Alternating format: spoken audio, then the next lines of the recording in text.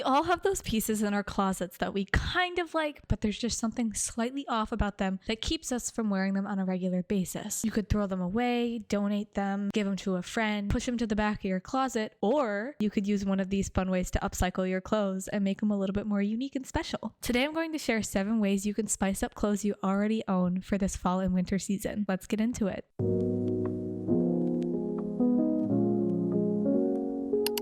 Hello there and welcome back to another video. My name is Lainey Jean if you're new here, and if you're not new here, thank you so much for coming back to another video. I'm so excited to be sharing all these different ways to upcycle your clothes today. None of this requires a sewing machine. I also just want to say I was inspired to make this video for you guys because recently I have made an entire Pinterest board full of ways I want to upcycle the clothes in my closet, and I thought, why am I not sharing this with you? Let me know if you guys want a video of me actually taking these ideas and adding them to my own closet and how I would approach it for different pieces I have right now that are just slightly below where I want them to be.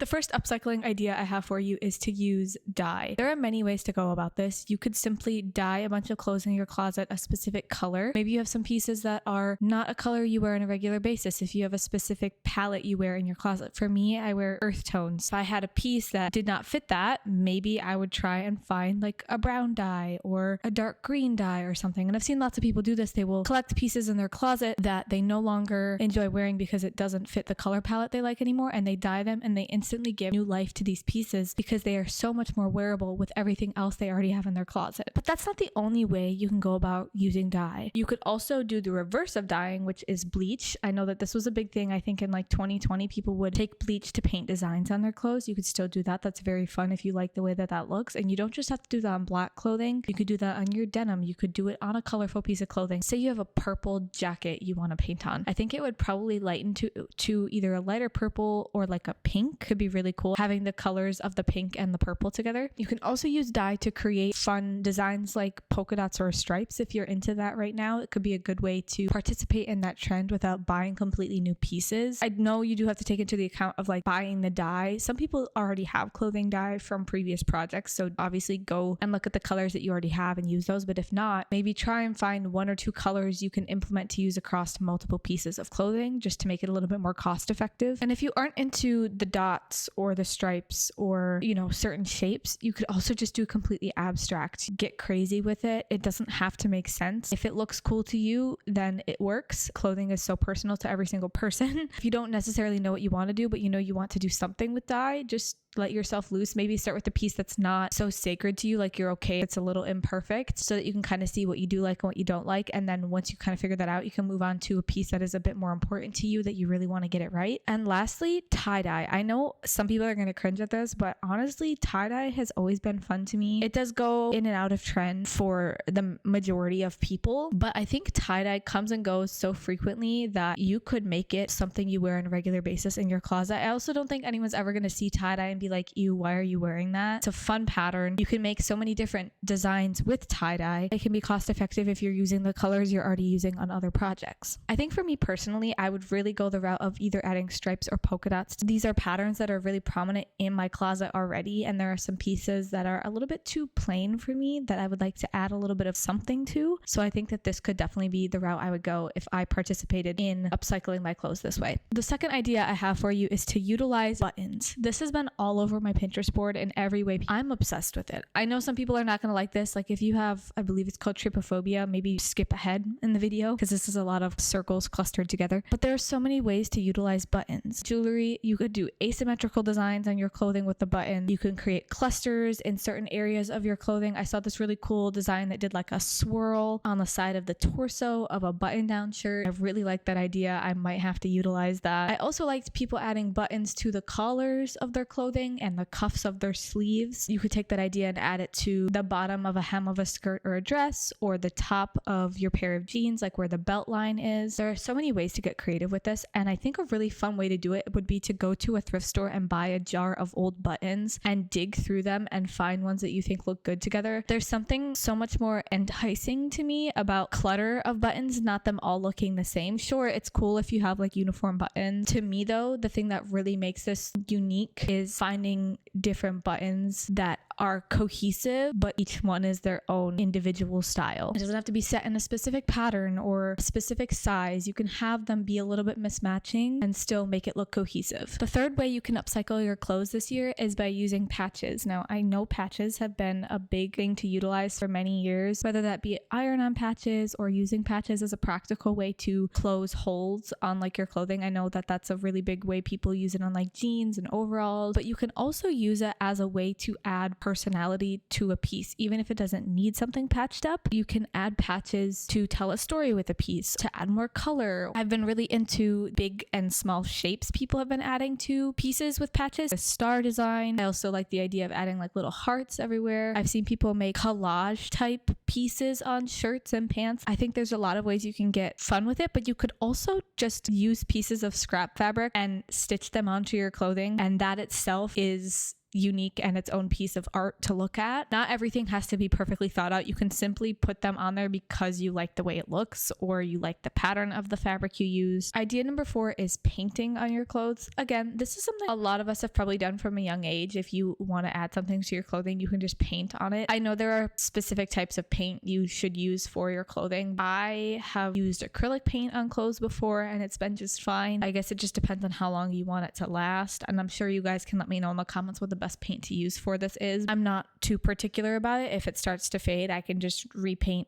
over it. You don't have to be an artist to paint on your clothes, or you don't have to be like perfect at what you're making to paint on your clothes. If anything, I think that makes the pieces more unique because the only person that can make it like that is you. So maybe you make a mistake or it's not exactly how you want it to be, but it's yours and no one else can replicate that. Again, abstract painting is awesome. Even just the idea of splattering paint on your clothes can be really cool. Depends on your personal style. Again, this is all personal preference. You can also take inspo from characters or different motifs in your life that you really enjoy. I've seen articles of clothing that have specific characters on them, and I really like the style of it, and I would love to create my own kind of character in a similar style to that to put on a shirt or a pair of pants. There are just some really beautiful projects people have used this way of upcycling for. I also think it would be really cool to do this because then if you walk out in public and someone compliments it, you can be like, thanks, I made it myself. I don't know. I love doing that. It's like one of my favorite things to say when someone asks where I get something. I can be like, oh, I made it, or oh, I painted it myself. And the last thing I'll say about painting, you don't have to create super detailed paintings either. You can do a silhouette of something or just the outline of something, and that in itself will do a lot of heavy lifting for whatever it is you want to add to the piece you are painting on. Number 5, we're going to be talking about safety pins and grommets. Now, these both come from a place of punk fashion. It's a very cost-effective way to add a lot to your clothes. You can take apart pieces of clothing and safety pin them back together, but you can also use safety pins to alter the way clothes fit you. And if you do use them to alter, you can make them visible to add to the look if you like the way a safety pin looks, or you can hide them. And I think that's why I love them so much, is because you can decide whether you want them to be a part of the outfit or you just want them to help shape the outfit. Grommets are a little bit different because obviously you are going to be like punching holes in your clothes and like putting the grommet in there, but they also can be super cool. I know last year, I want to say last summer, these tank tops that had grommets all over them, kind of similar to the way people are using buttons now. That was very big. I've also seen it